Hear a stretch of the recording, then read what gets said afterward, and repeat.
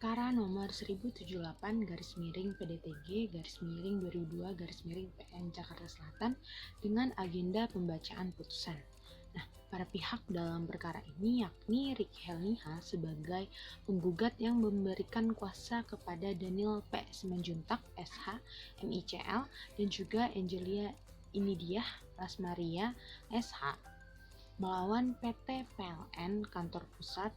Dalam hal ini adalah PT PLN Area Ambon, yaitu sebagai tergugat yang telah memberikan kuasa kepada Dwi Aryani SH dan juga Richard Marodo Lubis, serta pemerintah Republik Indonesia, dalam hal ini Menteri Agraria dan Tata Ruang Republik Indonesia atau Kepala BPN RI Jakarta, dalam hal ini Kanwil BPN Provinsi Maluku Utara sebagai turut tergugat, yang mana memberikan kuasa kepada S. Hasan Assagaf, SHMH, dan juga Tommy P. Ginting SH, yaitu pegawai BPN.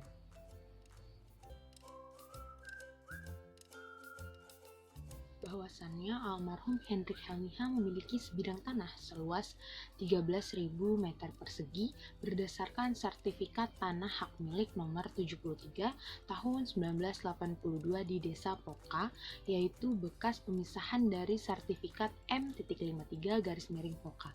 Namun, tanpa sepengetahuan dan seizin dari almarhum Hendrik Helniha ini ataupun ahli waris almarhum Hendrik Helniha, sebagian tanah milik almarhum Hendrik Helniha telah dikuasai secara tanpa hak oleh tergugat.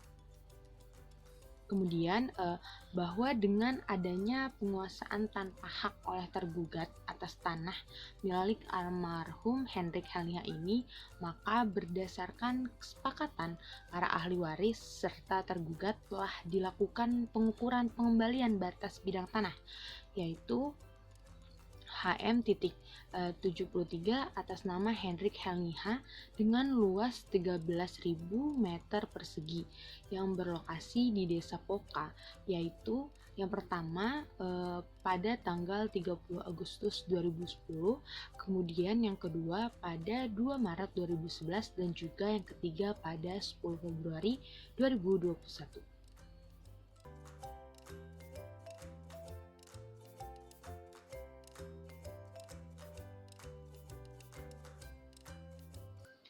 Bahwa tindakan tergugat yang menguasai tanah tanpa hak dan tanpa sepengetahuan dari almarhum Hendrik Helniha dan ahli waris almarhum Hendrik Helniha selama 37 tahun adalah merupakan perbuatan melawan hukum, dan penggugat serta ahli waris almarhum Hendrik Helniha telah mengalami kerugian material sebesar 74 miliar rupiah dan kerugian imaterial sebesar 100 miliar rupiah karena tidak dapat menguasai, menggunakan, dan menikmati tanah yang menjadi hak penggugat dan para ahli waris almarhum Hendrik Helniha. Namun, pada eksepsi tergugat mengenai eksepsi kompetensi, yang pertama kompetensi absolut dan yang kedua kompetensi relatif tersebut, bahwasannya dalam perkara ini objek sengketa berupa sebidang tanah yang terletak di Desa Poka, Kecamatan Teluk Ambon, Kota Ambon, berdasarkan ketentuan pasal 118 ayat 3 HIR dan berdasar pada asas forum rei citae. Karena itu, gugatan seharusnya diajukan kepada pengadilan negeri di tempat terletak benda tetap yang menjadi objek sengketa berada. Nah, dikarenakan gugatan tidak diajukan kepada pengadilan negeri tempat terletak benda tetap yang menjadi objek sengketa ini, maka yang berwenang memeriksa dan mengadili berdasarkan kompetensi relatif, yaitu di luar wilayah hukum Pengadilan Negeri Jakarta Selatan. Sehingga Pengadilan Negeri Jakarta Selatan ini tidak berwenang untuk memeriksa dan mengadili perkara gugatan perdata ini. Dalam amar putusannya, yaitu mengadili yang pertama mengabulkan eksepsi tergugat dan eksepsi turut tergugat mengenai kewenangan mengadili atau kompetensi relatif tersebut.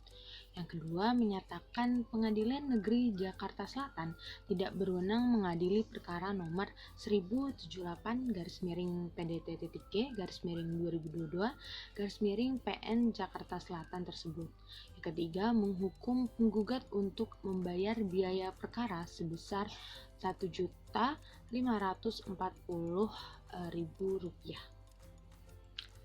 Dalam perkara ini, majelis hakim yang memeriksa dan mengadili pada perkara ini adalah Haryadi SHMH sebagai hakim ketua, kemudian Alimin Ribut Sujono SHMH, dan Haji Ahmad Suhel SH sebagai hakim-hakim anggota. Baik, kesimpulan pada video kali ini adalah perkara ini ada halnya berkaitan dengan teori kebenaran korespondensi, yang mana sesuatu dianggap benar apabila yang diungkapkan yang merupakan pendapat, kejadian, serta informasi sesuai dengan fakta, yaitu kesan atau ide-ide di lapangan. Nah, objek perkara ini atau fakta di lapangan ini adalah sebidang tanah yang terletak di Desa Poka, Kecamatan Teluk Ambon, Kota Ambon. Namun penggugat justru melayangkan gugatannya ini ke Pengadilan Negeri Jakarta Selatan. Maka dengan ini sudah benar bahwa Pengadilan Negeri Jakarta Selatan tidak berwenang dalam mengadili perkara nomor 1078-PDT-G-2022-PN Jakarta Selatan tersebut. Kemudian pelajaran yang dapat saya ambil yaitu jangan tergesa-gesa dalam membuat suatu gugatan. Nah, dalam hal ini yaitu perlu sifat kehati-hatian dalam melayangkan gugatan. Jangan sampai yang seharusnya gugatan tersebut memberikan kita keuntungan justru malah sebaliknya nih, yaitu memberikan kita kerugian. Sekian dan terima kasih, kurang lebihnya dari saya. Assalamualaikum warahmatullahi wabarakatuh.